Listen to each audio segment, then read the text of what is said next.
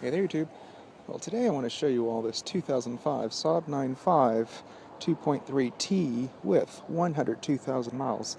I believe this is the linear trim level, which is the entry trim level for the Saab 95. And this one happens to have the 5-speed manual. And back, reminder, this is a wagon, no shit, but as you can see, everything about this Saab, it's just immaculate. It is very rare, especially with the 5-speed manual. Now, this generation 95 commenced in 98, all the way up to 2009. I think the only fault about this exterior is a little battle scar here, and I can just make out that this door was repainted at one point. You can just see that this really isn't looking too good. Very sloppy paint job. You can see it somewhat on the camera. Looks like maybe a shopping cart or something flew into it. And it happens to ride on 215, 55, 16s, very common tire size amongst European cars. Rear disc brakes, of course, has a multi-link rear suspension. Saab badge just disappeared. Cargo area, pretty generous. Little compartment, and we should find the spare tire in here. Yep, little donut. Cargo cover. Not that crappy roll-up thing that always breaks over time. And an actual platform. A compartment to the side, and on this side also another little compartment. More compartments, and I think it'll be the same deal. Yep. Very sandy. Of course, the seats do fold down. Push these flaps. And yeah, this thing will have a nice flat floor thanks to that 60/40 split fold. Oop. Startup fail for that Subaru. Look at this interior. It's just immaculate. I don't see one single fault about it at all. It really did maintain the old style Saab interior, as you can see. Qualities are very good on the door panel. Everything is soft to the touch. Exposed stitching unlatches the liftgate. Power mirrors right up there. Adjustments to the driver's seat, like so. For the backrest, and this little thing here, this little crank, is for the lumbar support. Yummy 5-speed manual. Now, before starting up this car, I closed the door, and it's just so solid. I mean, requires no effort to shut, you know. Look at that. No aftershock or anything, and just with a little touch, the thing closed. I love that. Screams that it's good quality. Now, the key. Here in the center. Yeah, I can't pull out the key, and there's a good reason to that. It's a little bit of a safety. You need to put the car in reverse, and yeah, you gotta lift this little skirt, and now it's in reverse. Now the key can come out. Now everything is integrated into the key, and it looks as if it were melting. The unlock lock, and again, the liftgate doesn't seem to have a panic button unless you hold down the lock button. That's just a guess. As with every car with a manual gearbox, clutch in to start up.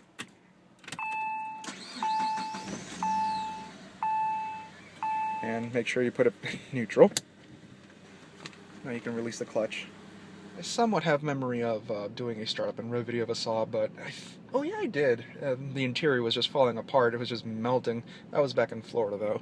It may have had some body work on that back door, and the rear bumper has a battle scar, but the interior is just perfect. Nothing wrong with it at all. There's lots of volume throughout this interior. It's very roomy, very wide too. I actually have to reach out for the armrest on the door panel as if I were sitting inside a town car, so that is a good thing. Even the biggest fat ass will feel right at home in here. The seats are very comfortable. Lots and lots of thigh support. Can't ask for any more. High seating position. And a look on the passenger side, you can see how soft and supple the seat is. Backrest hugs your back nicely.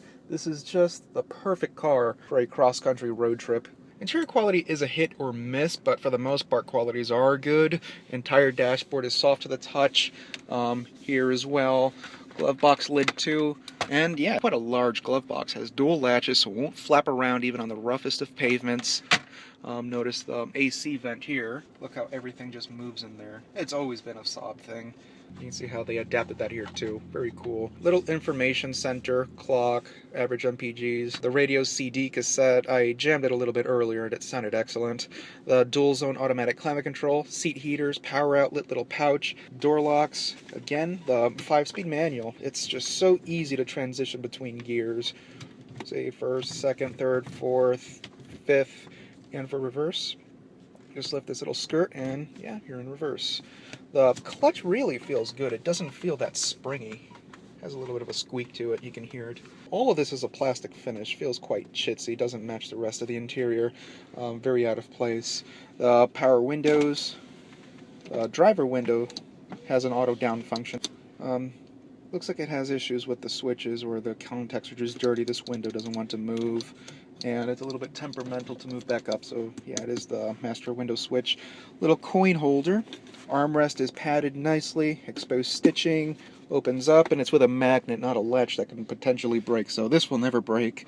Little tiny storage area, and the center console is sure-footed, doesn't jiggle around. The lid itself is sturdy, and it slides forward too, fortunately. Now, back up here again, I forgot to mention the hazards. Tiny little contortionistic cup holder, you can see, moves all over the place. That's quite cool.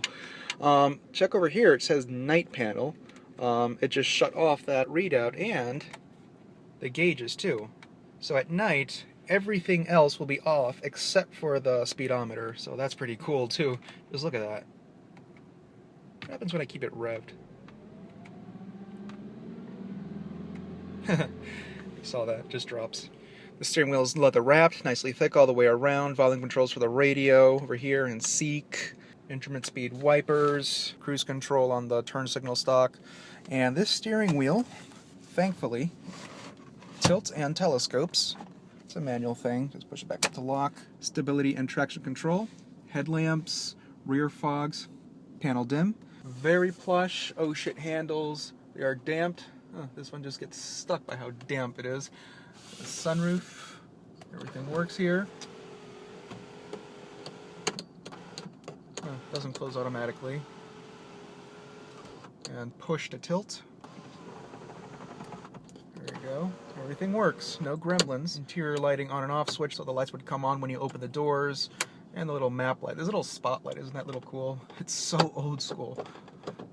It doesn't seem to want to move all over the place. Very temperamental right now, so I guess that is the one little quirk, but it's not electrical. Somewhat cushiony, nothing much. It's coated in vinyl, mirror and vanity light, and you have the secondary sun visor right there. And on the driver's side, mirror and vanity light. Everything works. Look at the back seat. Let me fold this back up again. Materials back here, identicals up front. You're not gypped of anything. I did have the driver's seat adjusted further back than I would have wished, but before I get to legroom, everything here is just very plush and supple, so it would be a comfortable seat, or I'm assuming it is. Slide out cup holder, somewhat sturdy. The little rest right there is quite flimsy though, but the armrest is very cushiony. You have the rear AC and power outlet right down there. Again, I had the seat adjusted further back than I would have wished, and this is the end result. Legroom isn't that great, and you can see there's a hole right there. If I slid the driver's seat forward a little bit more, this wouldn't be a horrible place to be in. But for the most part, it's quite tolerable. Thigh support isn't that great, though. I'll admit that. 2.3 liter dual overhead cam 4-cylinder, 185 horsepower. Not that great, but it does produce a decent 207 foot-pounds of torque. Yeah, the engine doesn't look so hot, but that's pretty much the case with cars up here in the north. People just don't wash their engines enough and the road salts just get to it. Could have been worse, and it's not that bad. It's mostly just an issue with brackets and some screws here and there.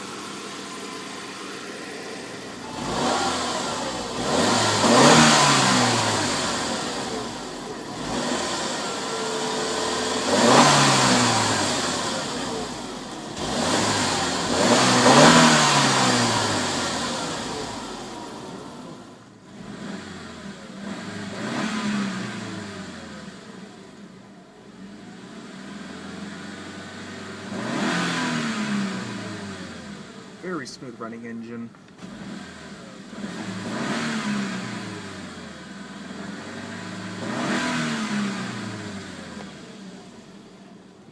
Door closed. It is somewhat loud, but the engine does sound pleasant. It doesn't sound buzzy either. It's more of an aggressive note, to be honest.